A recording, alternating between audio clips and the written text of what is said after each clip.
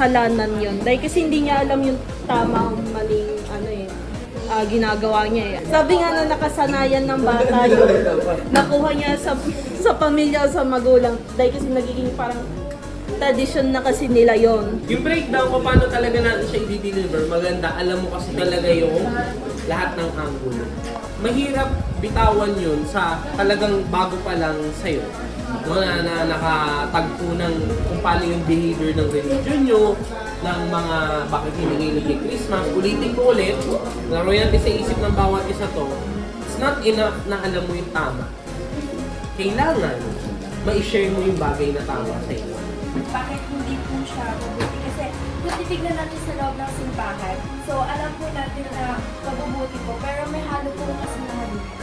Ang point ko, maraming maling ginagawa sa New Year. Kasi yung pinaka-New Year, yung konsepto ng New Year is parang nabalik ko na nabalik. Na-twist na natin yung words, yung totoong panahon niya. Yung New Year po.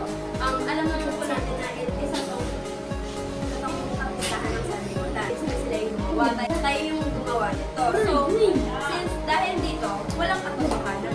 Dahil siya yung truth, yung way, at yung life. Siya yung naglatag ng mundo. Siya yung naglatag ng mga kalistahan, ng sabat, ng mga taulang.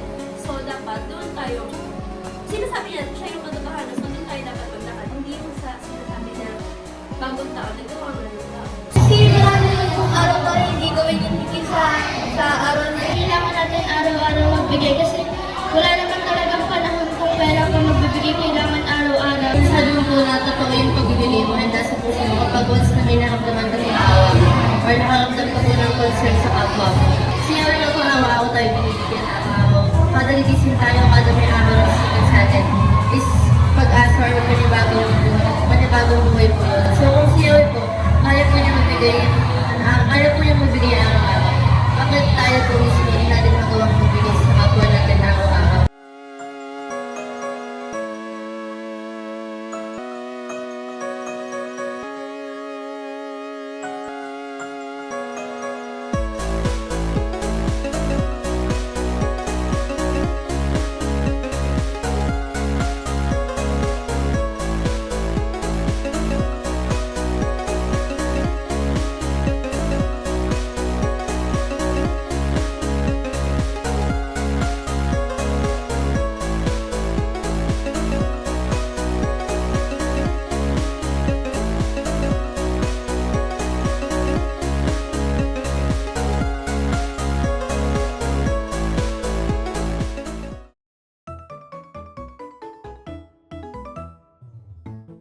Huwag kayong makiayon sa takbo ng mundong ito.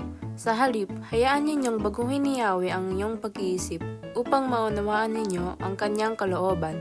Sa gayon, magagawa ninyo kung anong mabuti, kalugod-lugod at ganap na kalooban ni Yahweh.